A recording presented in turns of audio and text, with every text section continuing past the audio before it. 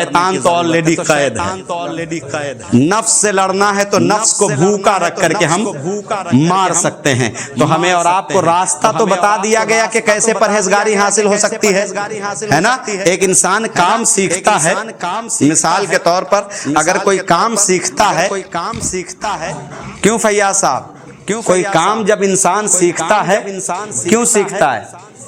تاکہ ہم اس کام کو ٹھیک اسی طریقے سے کر سکیں۔ پتہ چل جاتا ہے، ہنر انسان اسی لیے سیکھتا ہے تاکہ اس کو آگے کام کرنے میں آسانی ہو۔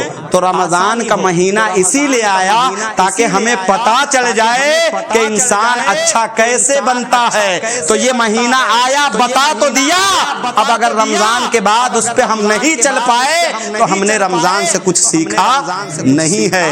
اس لیے اے لوگوں کیا کرو، ایک نیکی کو ذہن میں رکھو۔ میدان محشر میں 25,000 سال تہتے رہ جاؤ گے لیکن کوئی ایک نیکی نہیں دے گا۔ آج یہاں کروڑوں مل رہی ہیں تو اس کو سمیٹنے کی کوشش کریے۔ اللہ تبارک و تعالی ہمیں اور آپ کو کیا ہے، اچھی باتوں پہ عمل کرنے کی توفیق عطا فرمائے، اور کسی بھی طرح کی کہنے سننے میں خطا، غلطیاں، گستاخیاں، خامیاں ہوئی ہوں، اپنے حبیب کے توسل سے تمام اغلاط کو معاف فرمائے۔ اور قرآن مقدس کو صرف پڑھا نہ کریں بلکہ کوشش کریں کہ آپ کنز الایمان لے آئیے۔ کون سی کتاب لائیں گے؟ کنز الایمان، ترجمے والی اعلیٰ حضرت کی، اور لے کر کے آئیے۔ اور آنے کے بعد کیا کریے، کوشش یہ کریے کہ روزانہ 10 آیت پڑھیے لیکن ترجمے کے ساتھ پڑھیے تاکہ آپ کو پتہ چل جائے کہ آپ کا رب آپ سے کیا کہہ رہا ہے۔ ہمیں اور آپ کو قسم خدا کی جس دن آپ پڑھنا شروع کر دیں گے ترجمے کے ساتھ قرآن، اس دن سارا ڈر، سارا خوف، ساری الجھنیں، سارے ٹینشن آپ کے دل سے خود بخود نکل جائیں گے، کیونکہ اللہ نے ہر چیز کو اس میں کھول کھول کر کے بیان کر دیا۔ اور کتنا کھول کر کے بیان کیا کہ صحابہ فرماتے ہیں کہ میری اونٹ کی نکیل بھی گم ہو جائے تو ہم قرآن میں ڈھونڈا کرتے ہیں۔ اللہ اکبر، ہر چیز کا بیان قرآن کے اندر موجود ہے۔ تو ہمیں اور آپ کو کیا کرنا ہے، کنز الایمان ترجمے والی کتاب قرآن جو ہے اس کو پڑھنے کی کوشش کریں۔ اور ایک کام ضرور کریں، کہہ دیں کہ نماز پڑھتے ہیں نا تو نماز پڑھنے سے پہلے اس کو سیکھ ضرور لیجیے۔ سال میں 1 مہینہ پڑھتے ہیں تو کم سے کم 1 مہینہ جو نماز پڑھنی ہے اس کو سیکھ کر کے پڑھیے۔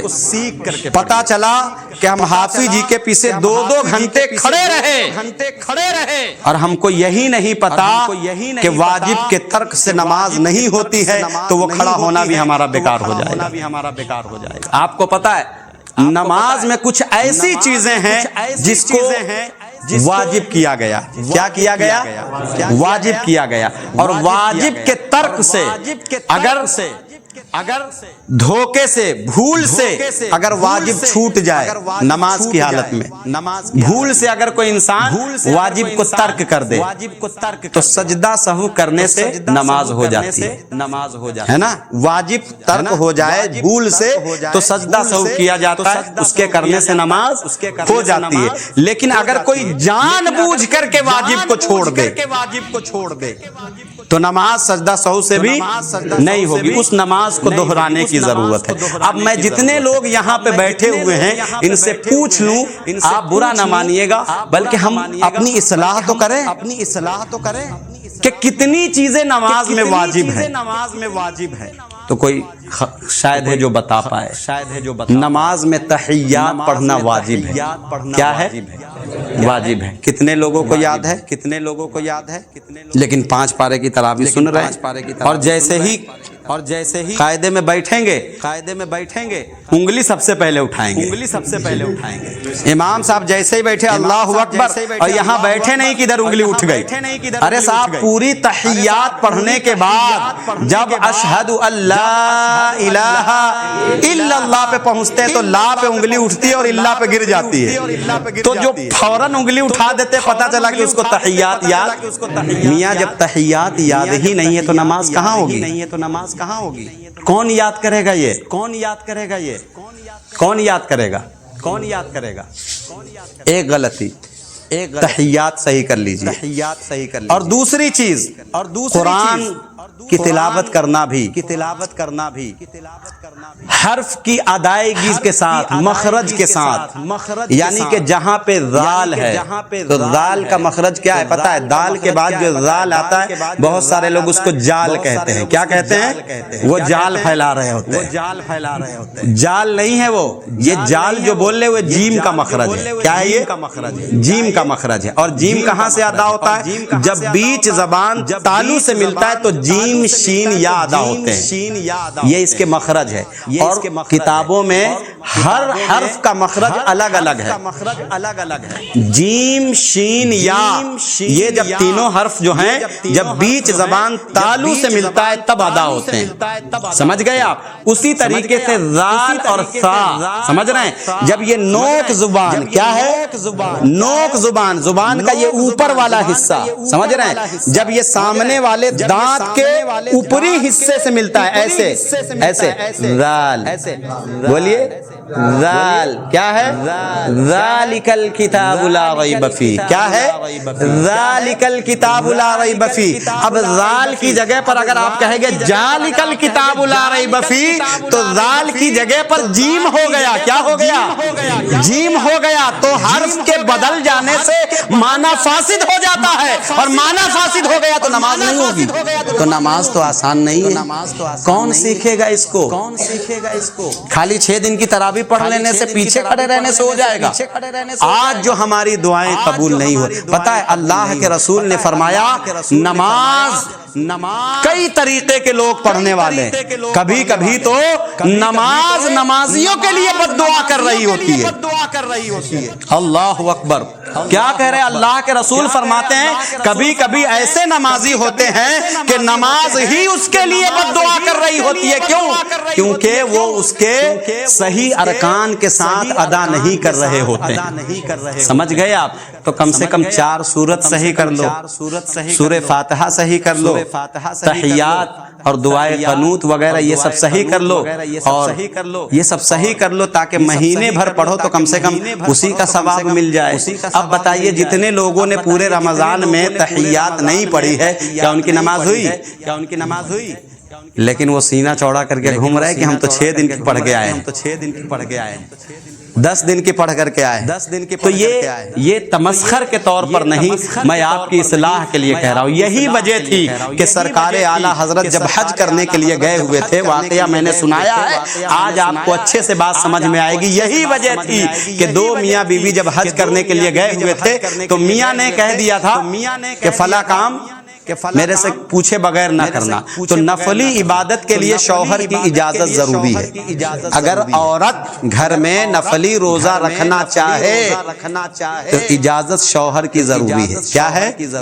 شوہر کی اجازت ضروری ہے۔ بتائیے روزہ رکھنے کے لیے بھی، لیکن یاد رکھے نفلی روزہ، فرض روزہ نہیں، نفلی روزہ۔ تو نفلی نماز سے شوہر نے منع کیا۔ کس نماز سے؟ نفلی نماز سے۔ اور یہ کہا، کنڈیشن یہ لگائی کہ اگر تم نے ادا کی تو تم میری زوجیت سے خارج ہو، یعنی کہ میں نے تم کو طلاق دے دی۔ اب وہ عورت جو گھر پہ کبھی نفل نہ چھوڑتی ہو، وہ وہاں جانے کے بعد کہاں چھوڑے گی؟ میاں نہیں تھے، کہیں چلے گئے، انہوں نے پڑھنا شروع کر دیا۔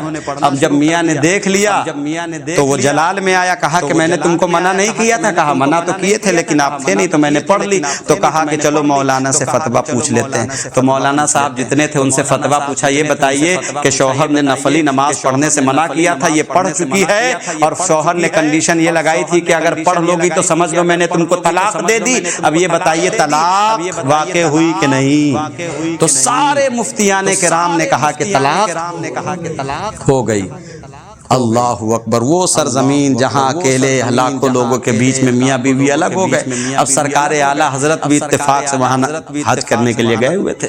تو سرکار اعلیٰ حضرت کے پاس ایک صاحب نے جا کر کے کہا حضور ایسی ایسی بات ہے۔ تو سرکار اعلیٰ حضرت نے کہا اس محترمہ کو بلاؤ۔ محترمہ آئی، کہا پردہ حائل کرو۔ پردہ حائل کیا اور فرمایا کہ کیا بات ہے بتلاؤ۔ کہا میاں نے نفل نماز پڑھنے سے منع کیا تھا۔ کہا اچھا یہ بتاؤ قرآن پڑھی ہو؟ کہا पढ़ी हूँ। कहा कौन कौन सी सूरत पढ़ी? कहा अलहम्दु पढ़ी और अलहम्दु के बाद फला सूरत पढ़ी। तो कहा पढ़ करके जरा सुनाओ। तो वो पढ़ाना पढ़ करके शुरू करने, अल्हम्दुलिल्लाह रब्बिल आलमीन मालिक यौमिद्दीन इय्याका नअबुदु व इय्याका नस्तईन। तो सरकारे आला हजरत ने कहा जाओ बीवी के साथ में रहो, तलाक वाक़ई नहीं हुई। तो सारे मुफ्तियों ने कहा क्या बात कर रहे हैं, क्या बात कर रहे हैं, कैसे नहीं हुई? तो सरकारे आला हजरत ने कहा अबे जब इसकी नमाज ही नहीं हुई तो तलाक कैसे होगी? तो तलाक कैसे होगी? नमाज ही नहीं हुई तो तलाक कैसे होगी? कहा कैसे नमाज नहीं हुई? फरमाया कि कोई भी हर्फ सही तरीके से ये अदा कर नहीं पा रही है और गलत मखरज से अगर हर्फ को अदा करेंगे तो माना फासिद हो जाएगा और माना फासिद होगा तो नमाज नहीं होगी। न इसका जाल सही है, न इसका जीम सही है, न इसका शीन सही है, न इसका स्वाद सही है, न ये इसका बड़ा काफ सही है, न छोटा काफ सही है। जब इसको मखरज का इल्म ही नहीं तो नमाज ही नहीं होगी और जब नमाज नहीं हुई तो तलाक नहीं हुई। तो हम जो नमाज पढ़ रहे हैं हमारे मखरज अच्छे हैं, हमारे मखरज अच्छे हैं, तो कंपटीशन करना छोड़ दो, नमाज सीख लीजिए। नमाज किसी अच्छे आलिम दीन कारी कुरान के पास, बल्कि अक्सर व बेशतर इमाम की भी क़िरात सही नहीं है। लोग कह देते हैं, बहुत सारे लोग ये बात सुनने में आई कि फला मौलवी साहब को मैंने देखा इमाम साहब के उन फला के पीछे नमाज नहीं पढ़ते, दूसरों को कहते जमात नहीं छोड़ना, ये खुद नहीं पढ़ते।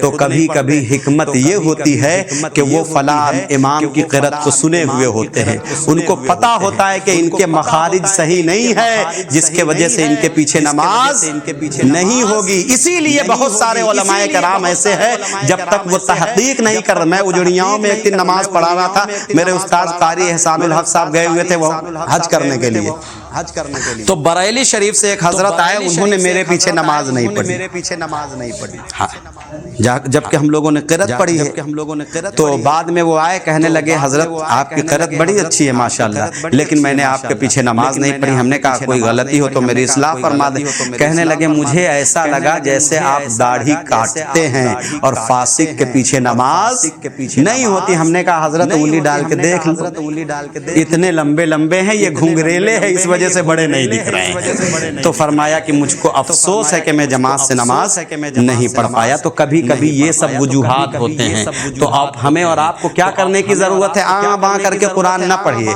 कुरान को सही हर्फ और मखारिज के साथ पढ़िए ताकि आपको नमाज का सवाब भी मिले और आपकी नमाज भी हो जाए। तो पढ़ेंगे कब से? इंशाअल्लाह ये काम हम ईद के बाद आप लोगों के लिए हर हफ्ते शुरू करने जा रहे हैं कि जितने लोग ये चाहते हैं कि उनकी नमाज दुरुस्त हो जाए, इंशाअल्लाह 2-4-10 दिन का आप वक्त निकालिए तो 2-4 सूरत में आपकी सही करा दूं और जो चीजें वाजिब हैं वो मैं आपके सही करा दूं ताकि आप नमाज पढ़े तो आपकी नमाज हो जाए। अल्लाह तबारक व तआला कहने सुनने से ज्यादा कलिमात हसनात पे अमल करने की तौफीक अता फरमाए। तूफान नूह लाने से क्या फायदा?